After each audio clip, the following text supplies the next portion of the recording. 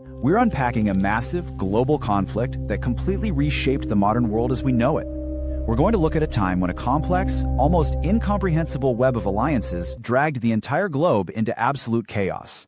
It's a story of how a war that kicked off on horseback ended up being dominated by absolute monsters. There's this fantastic quote from the time that says, "Europe was like a haystack covered in oil, waiting for just any spark to catch fire and burn completely." And honestly, that hits the nail on the head. You've got to picture early 20th century Europe as this incredibly tense powder keg. You had restless populations ruled by empires but desperate for independence, young nations aggressively competing for power, and this convoluted, tightly knit network of defense alliances that no one fully understood. The tension was just palpable. Okay, let's dive into this, because the sheer scale of the transformation here is staggering. We are talking about a conflict that literally started with traditional imperial armies charging in on horseback, but by the time the dust settled, it was a totally different beast. The battlefield was dominated by modern tanks, brutal machine guns, and highly precise military organization. The technological evolution that happened during these few years was incredibly rapid and, frankly, terrifying.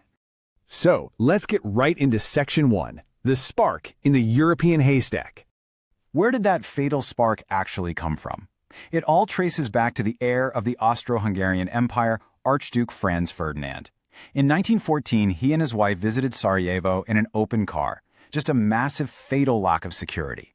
Now, a group of Slavic nationalists who were furious that an Austrian was ruling over Bosnian land they felt belonged to Slavic people conspired to send a major message. After a string of almost unbelievable coincidences, they successfully assassinated the Archduke. Austria-Hungary was, as you'd expect, absolutely furious. By July 1914, they slapped Serbia with a 48-hour impossible ultimatum, basically demanding they open their borders to an Austrian investigation. It was a demand literally no sovereign nation on earth could ever accept. Moving right along to Section 2, the Domino Effect and clashing alliances. Now, naturally, Serbia looks at those impossible demands and says, no way. And that single refusal triggered a rapid, chaotic chain reaction. It's like watching a train wreck in slow motion. First, Austria attacks Serbia to teach them a lesson. Russia, sharing strong ethnic and political ties with Serbia, immediately mobilizes its massive army to defend its cousin. Then, Germany, who is Austria's close ally, steps in. They know defending Austria means fighting Russia, and since France is allied with Russia, Germany decides to preemptively attack France too. Then, Britain jumps into the mix. Literally within days, 7 nations were dragged into this fight, splitting the continent into 2 massive camps. The Central Powers, caught right in the middle, and the Allies surrounding them.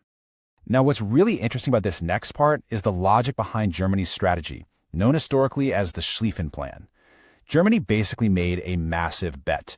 They figured Russia's giant army will be incredibly slow and disorganized to mobilize, so their bold strategy was to rapidly invade France, knock them out of the war immediately, and then quickly pivot all their attention east before the Russians could even arrive.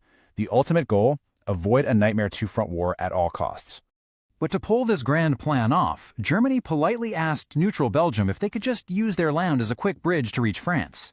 Well, Belgium flat out refused. Germany decided to march in anyway, expecting absolutely no trouble, but they were met with fierce Belgian resistance. This unexpected fightback seriously messed up the German timing, and worse for Germany, Belgium had a defense pact with Britain. By stepping foot in Belgium, Germany legally pulled the entire British Empire right into the chaos. Which brings us to Section 3, trench hell and new weapons. Meanwhile, out east, Russia actually got their act together and mobilized much faster than Germany ever expected, pushing right into German territory. But look at these numbers from the Battle of Tannenberg. They are absolutely wild. The German army suffered around 13,000 casualties. The Russians? Somewhere between 120,000 and 170,000 casualties. Why the massive gap? Well, it turns out having millions of soldiers is pretty much useless if you can't feed them, organize them, or maintain your logistical supply lines.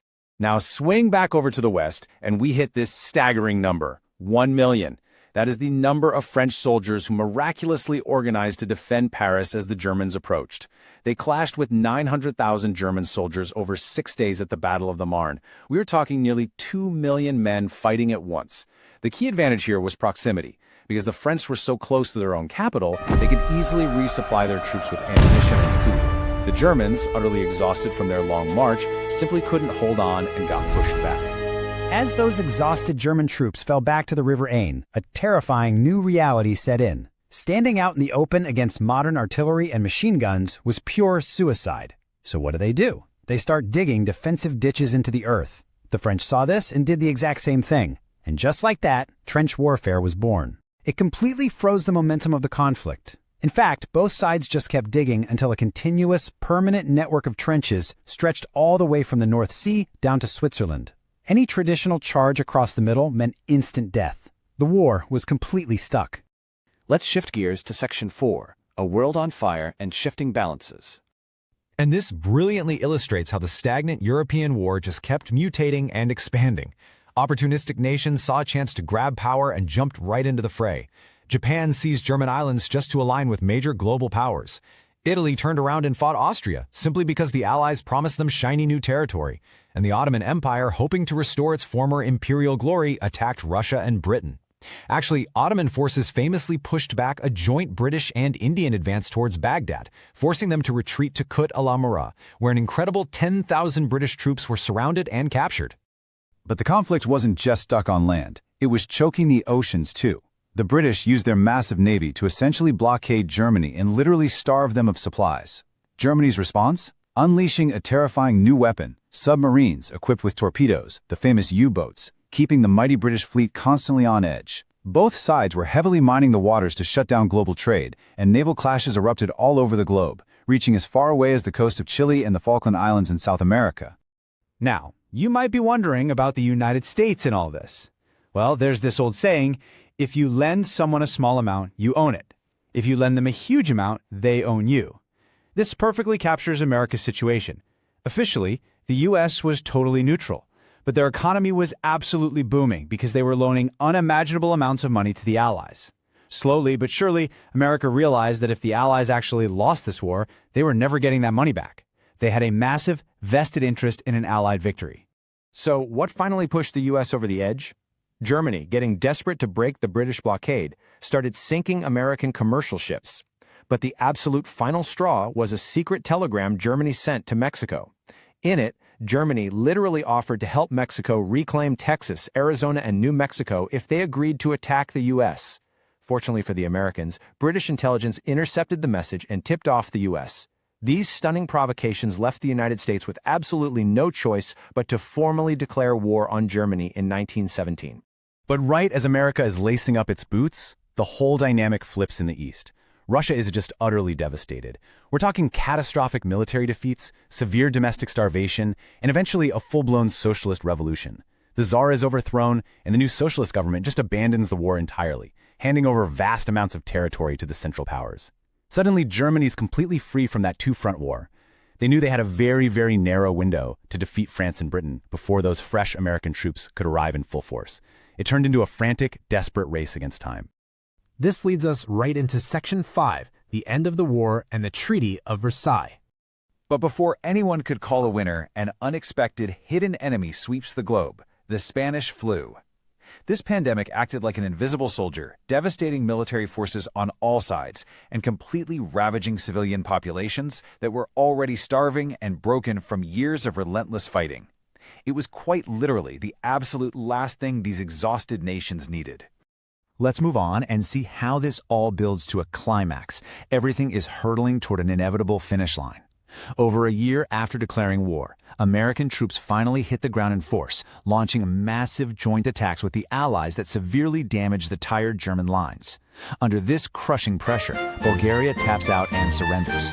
Then, the Ottoman Empire just implodes, facing internal Arab revolts while British forces capture Baghdad and Jerusalem.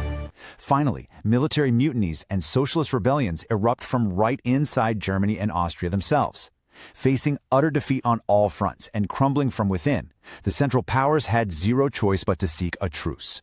When the guns finally went silent, the surviving powers met at the Paris Peace Conference, and the global map was massively rewritten. You had the secret Sykes-Picot Agreement slicing up Ottoman lands between France and Britain. You had the Balfour Declaration, where Britain promised a Jewish homeland in Palestine, and the League of Nations was established as this early version of the UN to maintain world peace. Now, I want you to remember these agreements, because these profound border decisions would create immense, highly complicated ripples for decades to come. But the most famous and arguably most disastrous outcome was the Treaty of Versailles. This agreement placed incredibly harsh realities right onto Germany's shoulders. Germany was forced to accept 100% of the blame for the entire war. They were forced to pay just massive financial reparations, lost significant chunks of territory, and experienced a very deep, very public national humiliation. Understandably, Germany felt this was deeply unfair, especially since nations like Russia had also mobilized early and heavily escalated the conflict. But totally defeated, Germany had absolutely no leverage to fight back. And that brings us to the ultimate takeaway of this explainer, and something I want you to really think about. If an entire nation is forced to take all the blame, stripped of its wealth, and deeply, deeply humiliated, what might that suppressed, simmering anger lead to in just a few short years? It's a powerful, lingering thought, because the incredibly flawed peace that ended this great war essentially laid down the bloody red carpet for the next one. Thanks so much.